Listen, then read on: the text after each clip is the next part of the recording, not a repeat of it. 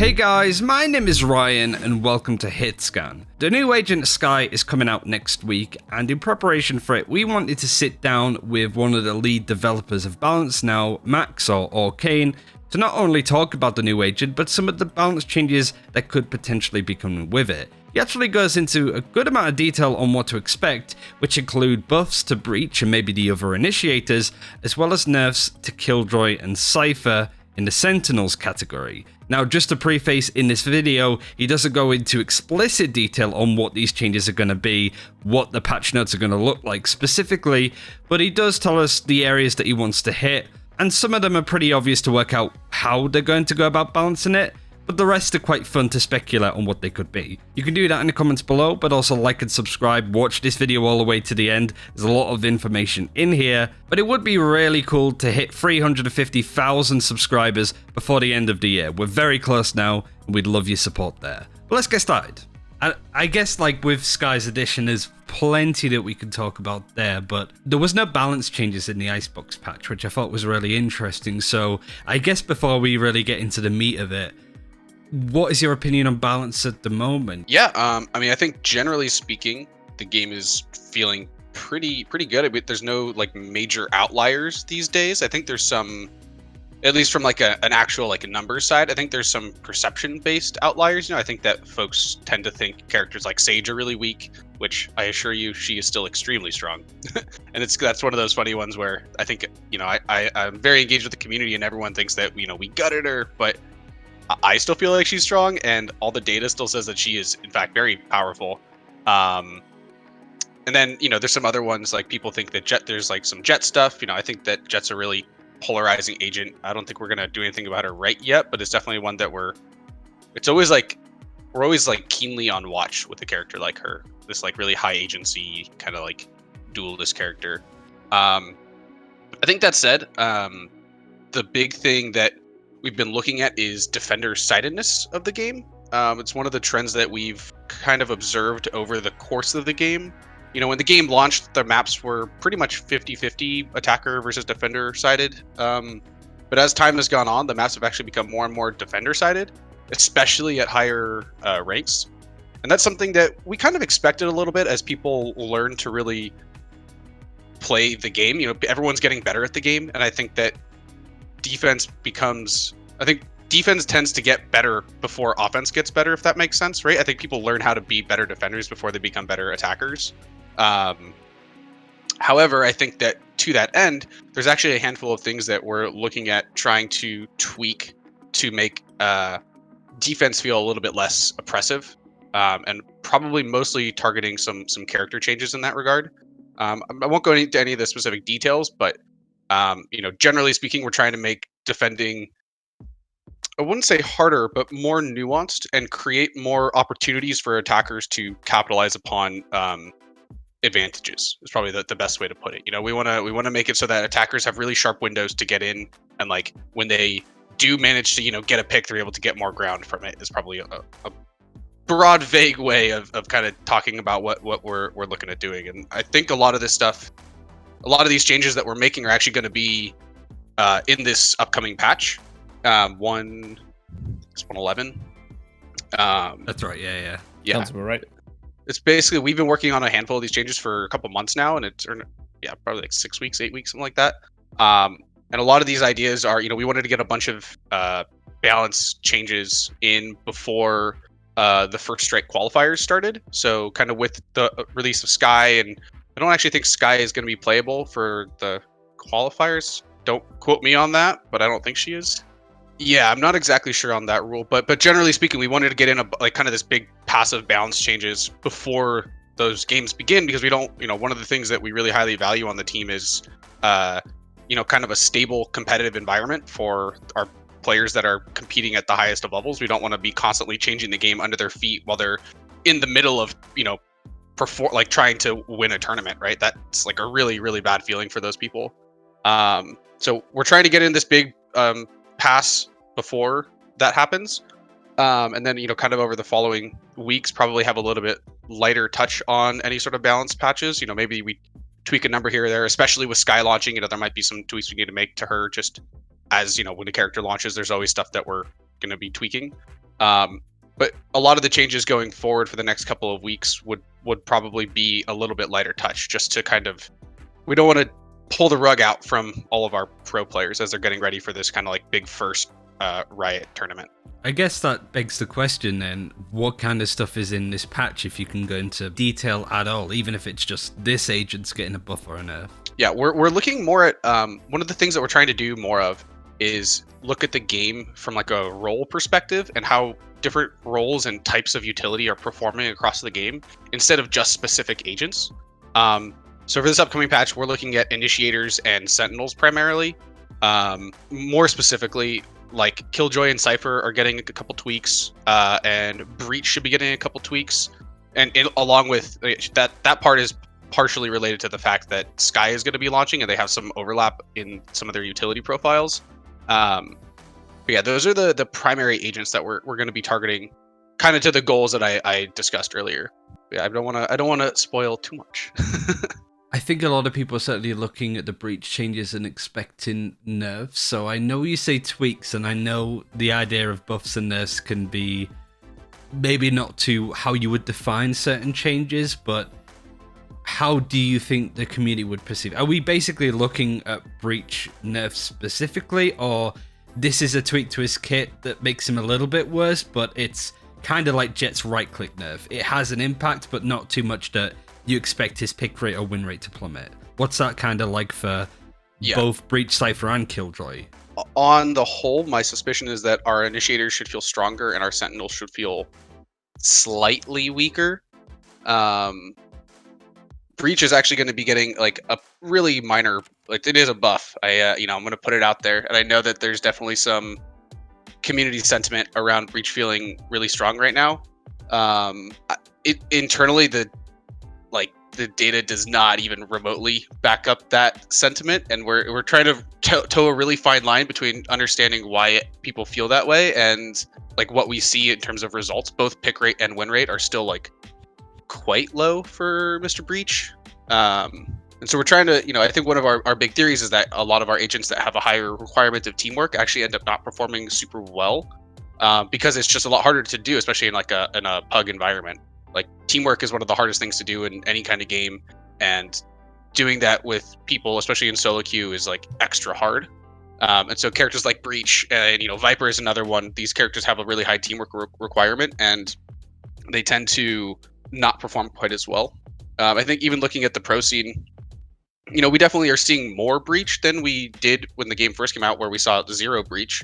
But even there, I feel like he doesn't have quite the presence as somebody like Omen does these days, or Cypher or Sage when she first was really, really popular.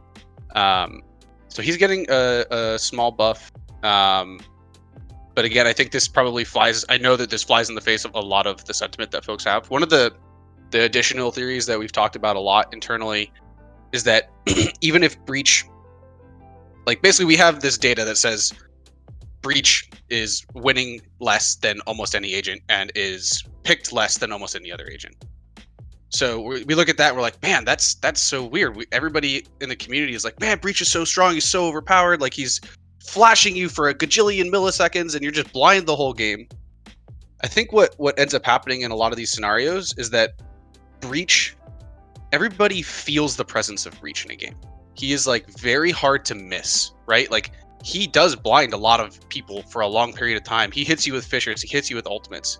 I think the thing that we're ending up seeing though is people feel his presence a lot, and I think that oftentimes that makes it feel like he's really strong and powerful, because the impact that he has on players is really punishing, right? You can't see, you can't move, like it's very difficult to deal with these effects when they apply to you.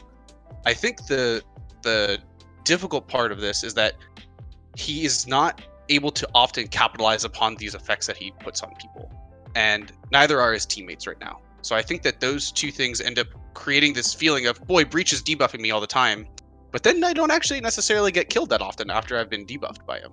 So he feels really powerful, but then the actual outcome of the rounds is not like reflecting that feeling that players feel when he like debuffs you, basically. Yeah, I mean that definitely makes a lot of sense. And you talked a little bit more there about particular roles and agents. You said Sentinels and initiators, for example, but talk a little bit about, I guess, controllers like Viper, for example, too.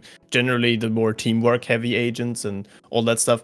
If we talk initiators in this case, are you talking characters like Sova there as well? Because that's a character where I feel like with Breach, you can see that impact, across both teams really in terms of getting flashed or flashing teammates, right? There's kind of two sides to that coin. With Sova, it's a little bit like, I feel like it's the sort of agent that a lot of people on your team can feel like he is useful. But is he performing like you want to already, or is that also an initiator that you're looking to tweak? So we're not looking to do. He is performing very well. He's performing pretty much exactly as we would hope he would. We're not looking at buffing him. When I say initiators, that's maybe a little bit of a misnomer because right now there are 2, but when Skye launches, there will be 3. And when we did this round of changes, a lot of our changes were with Skye in mind internally. Makes sense, yeah. So yeah, when we were thinking about it, it's like, oh, we're making these changes to both Skye and Breach. So yeah, sorry that's a little bit confusing. Yeah, cool. Yeah, no, Sova's been super powerful. Cool, great, yeah. And moving on from that as well, you mentioned a little bit just about general, I guess, perceived impact by just a lot of maybe visual cues or abilities that you notice a lot and that sort of thing. And you talked a little bit briefly and touched on Omen. That's another character that I'd like to touch a little bit more on, as it's someone I felt is a very reliable agent and I feel like is really strong. Is that something that internally through data and looking at balance changes that you guys agree with, or is there something there that you are looking to either change, or is that does that maybe not even fall into that camp of an agent where the visual impact and the sort of perceived impact changes how players look at him in your eyes? I think Omen's a really interesting one. I think that his blind ability alone definitely gives people the perception that he is very strong and effective. I think on top of that, he is also strong and effective, both because of that ability, and then I think the rest of his kit just ends up being very, very potent and very flexible.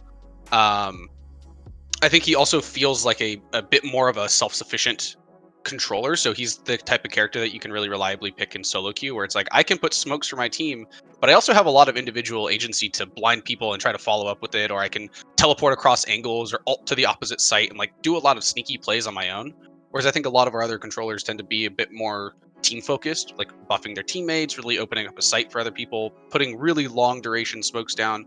They tend to be a little bit less empowered as an individual. But I think that Omen's pick rate is pretty reflective of his power. I don't think it's something that we're necessarily looking to make a major change to. I think we're actually, generally speaking, internally pretty happy with the power level of Omen and the ways in which he's being played. I think if anything, one of the things that we're always going to be forever looking at, I swear to God, is looking at trying to get Viper a little bit more potency and Brimstone as well at some point. But those are probably a lot further out. But there are definitely things in our mind. Like we look at Omen, we're actually pretty happy, generally speaking, with where he's at, and would love to see our other controllers feel more powerful like Omen, as opposed to the opposite way around. Awesome. Yeah, I mean, it makes sense. And as well, it's funny you mentioned Viper, because we talked just before this saying, maybe we shouldn't ask about Viper, because we always do, and it's always the same answer. But I guess it is kind of the same answer still. One day. I will tell you, it was the highlight of my weekend this weekend was watching Poach play Viper. Oh, and then they won. I was like crying in tears of joy. But like, to me, actually, that was one of the first games that I've seen, and I have, obviously I haven't watched everybody play it, but that one was like, kind of a higher visibility game where Viper was played very effectively. And I actually thought the way that Poach played him is the way that internally, like, I think that one of the refrains that the dev team has had for a long time is, we look at Viper and we're like, she seems like she's really strong. Like everything points to this kit being really powerful. And a lot of the ways in which we've always thought that, I actually think we saw on display with Poach this weekend, where the way that he was using his wall and smokes to like gain a lot of map control that teams had a really hard time dealing with. It's kind of how we've always imagined her being strong. So it was really cool to start seeing some of that type of play. And I hope we get to see a little bit more of that over time. But yeah, I think even with all that in mind, she's still one that's always on our radar. I was just going to say, Valorant patch in the year of 2030 will be Viper buff Sage nerf, and that'll be it. just continued on. But I guess it raises. I think Viper had a better pick rate than Brimstone in that tournament, which is kind of surprising, really. And whilst you said that there are not going to really be any changes to those 3 specific agents for some time, it sounds like you're more inclined to buff Brimstone as opposed to nerf Omen. Like, obviously you haven't committed to anything because you said it's a long way off, but is that generally how you feel, that Brimstone needs more help as opposed to Omen being brung down a peg? I would say generally, it's one of those things that we've only started really looking into that power imbalance in the last week or so, as we've seen Omen's pick rate continue to rise and Brimstone's kind of like fall a little bit. Basically, people are generally bringing a single controller in most scenarios in most whether it's solo queue or pro level, and they tend to be favoring Omen for a whole variety of reasons that I think are pretty valid. When we look at Brimstone, there are reasons I still think that he's pretty potent, but I think that he suffers in a couple of key areas with regards to like flexibility compared to a character like Omen. And I don't think that means that we should give him more flexibility necessarily. I just think that it's, I think it's really understandable why people are preferring Omen over Brim right now. I think there are certain, like when I look at it right now, I think that there are certain maps where I think Brimstone is just as good or potentially even better in certain scenarios on certain maps. Like honestly, I think on Bind, Brimstone feels like a really, really potent pick, especially with his ultimate. I think he is able to control a lot of space there. I think he has a little bit harder of a time on Icebox and Split, mostly due to like some of those range restrictions. But I think that there'll probably be something in the works for him. But yeah, it's definitely a ways off. One thing that you said about the initiators and sort of bringing them up, because they're supportive agents, you will struggle to do a lot yourself. You're very reliant on your team. I would have thought that same mentality would apply to the Sentinels as well. It might be just because I am a Cypher Killjoy player that I'm immediately like, we suffer too with teammates not doing what we hope they do. But it sounds like maybe not getting a specific nerf, but it sounds like to an extent they're maybe too strong in a certain aspect in their kit. I wondered if you can go into more detail about that, because certainly the Cypher Killjoy competition going on at the moment, certainly in like the pro scene and probably in ranked play too, but there seems to be some choice competition between the two, so I wondered what changes were coming to them. Broad strokes, of course.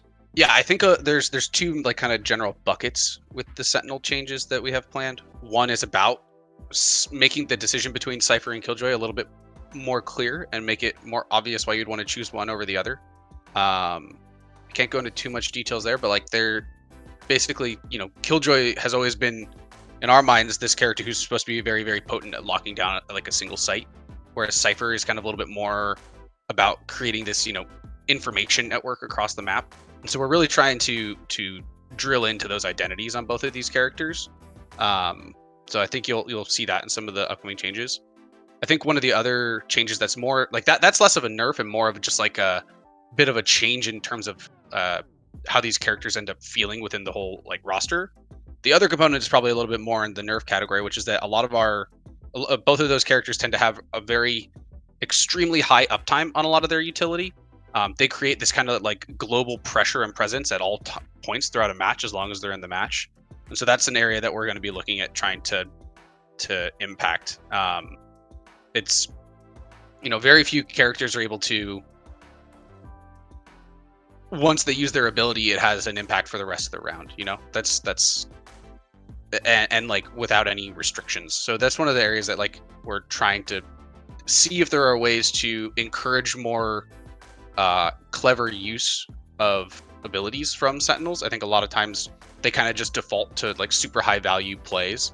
The one that is the like most egregious for me is like a lot of the ways that Killjoy's turret can be used to kind of watch flanks. Like we're not obviously gonna just get rid of that ability from it, or like that power that it has, but we're trying to make it a little bit more nuanced in how you can actually do that. I decrease the range, those kind of areas, I would assume.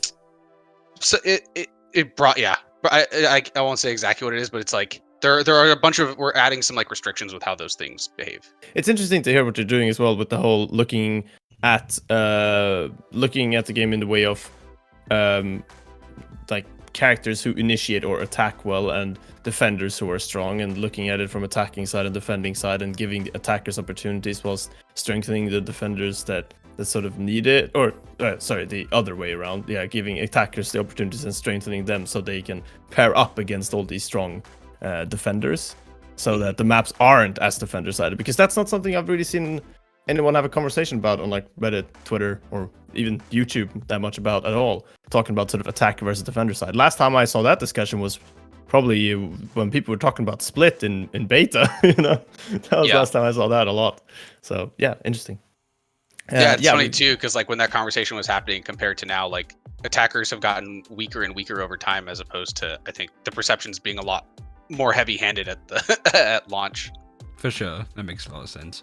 The only agents that we haven't really touched on are the duelists, but I think for the most part they seem fairly balanced. Even Reyna's seen a hell of a lot more play now after the Jett nerfs and the op changes too. So I wondered, with those 4 agents in particular, if people should be expecting any balance changes to them to, up Phoenix, for example, or even bring down Jett again. Like, what's the thinking about the duelists?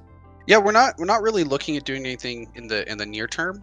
But certainly, as we look at the game, there's probably some opportunities. Like one of the to adjust some of them. One of the things that we really want to drill down into and better understand a little bit before we make big changes is something that I alluded to earlier, which was like individual agency versus like teamwork and the power of teamwork.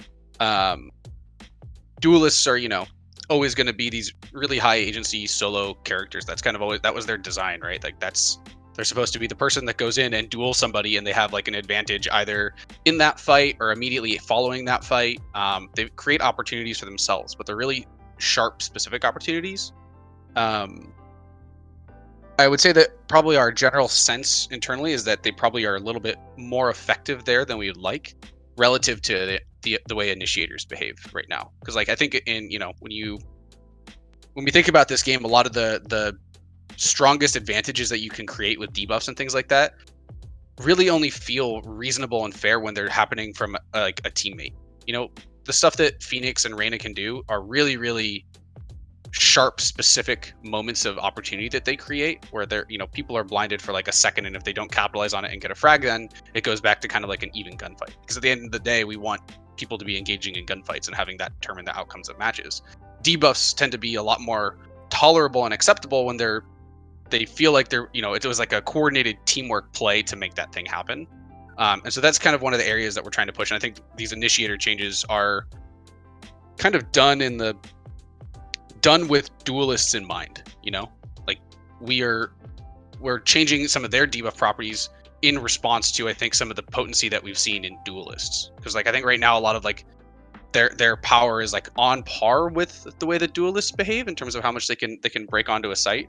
So it's a lot about the balance there, as opposed to like the individual, like trying to nerf anything about the specific duelists. So I guess the general like TLDR on that then is duelists can do so much on their own without the help of their team, which is something that you want to not necessarily pull back on because that's their identity, but certainly in ranked play, you have agents like Sova, Breach, and Skye that's whole job is to set up your teammates to be rather supportive, but you want them to be also, to an extent, self-serving, certainly when it comes to ranked, because you don't really know how to coordinate with 4 random people, and in some cases they don't chat and stuff. So I guess you can expect Breach and Skye probably be a lot faster when it comes to pulling out their guns, for example, after flashes, as an example. Obviously I don't know the changes, but from what you're saying, that's my guess at least. It's kind of, so it's actually a little bit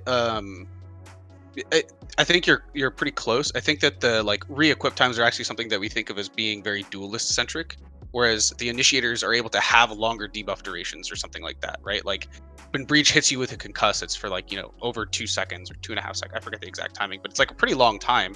If that, hypothetically, if we had that same ability on a duelist, like we would probably put the debuff duration pretty significantly lower, but you would be able to re-equip your gun a lot faster. So you're like able to capitalize it on yourself, but that window is really small. Whereas with the initiators, it's kind of this opposite perspective of like, I can debuff you for longer. I have more debuffs, and my ability to just like straight up frag somebody that's debuffed is a little bit lower individually. But if I pair that with my teammate, they're able to go in and capitalize on that longer window even more effectively than any duelist is on their own. I think Skye is one of the I think Skye and Breach are both, and even Sova, I think with his drone more than many of his other abilities, following in a drone, or with Skye following in a wolf, like you end up having a lot of that type of play that we'll start seeing, I think, where you're kind of trying to work off of these tools. And that's it for this time. Thank you very much for watching. It's been a bit of a longer video, so I appreciate you watching until the end. But there is a second part to this where we go into a bit more detail about the new Agent Skye. So be sure to keep an eye out for that. Thanks for watching. Like and subscribe like I mentioned before. And until next time, take care. We'll see you then.